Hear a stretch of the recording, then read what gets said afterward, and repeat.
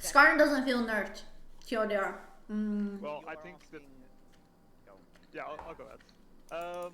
I think the way that they are going to win is to keep up with Los Ratones in the early game, and then make sure that you're stacking dragons in order to force Los Ratones to contest soul points, etc. Oh wait, Because if you're not forcing them, was he at the actual event? be drawn I don't know. towards objectives, I do think in the mid to late game the macro from Los Ratones is just. Yeah, I think he was at the actual event. That's cool. More smoothly over the map, so it's important to kind of force Los Ratones within their game plan. Otherwise, it will probably fall apart. And I mean, like, I get that Stanek wants to put the game on his back a bit, along with raining, but like that call to drag Addy. Wait, this is so cute. He's just like TLDRing his experience as a what's it called? Attendee. Oh my god! Wait, there's more. Hold up. I'm reading. And NBS being the ones to be like, we're going to give this up even though we're at an advantage to try to get some acceleration on the guy who thinks he can keep carrying further. You can't abandon the map against Los Ratones. They understand that too much. That is the game of League of Legends.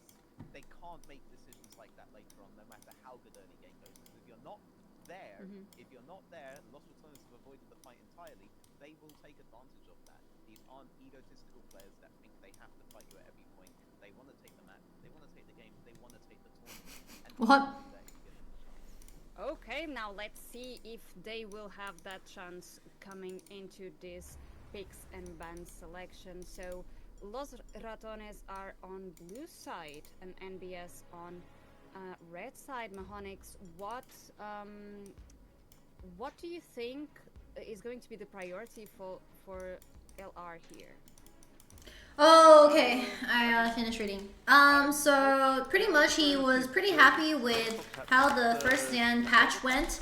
The outliers were Kalista and Skarner, where they're probably gonna target Skarner even more. Kalista didn't feel as like strong when she was left open in the game, so they're probably gonna leave her as that. And then they were also pretty happy with the Fearless integration and how it's gonna bring more champion diversity in the future. And I think they're gonna do something about early game. I didn't read it properly, but like he said something about early game. An improvement point feels like how long it takes to end if a team gets a significantly early lead.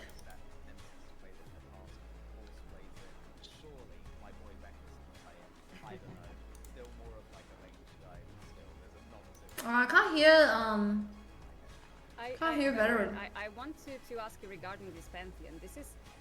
Is this actually? And then he talked about his experience as a fan attending First Stand and his interaction with Smeb, Durer, and like a couple other pro players or ex-pro players. And then he also played Korean solo queue, and he said that the Korean solo queue players were much better and more mentally ill.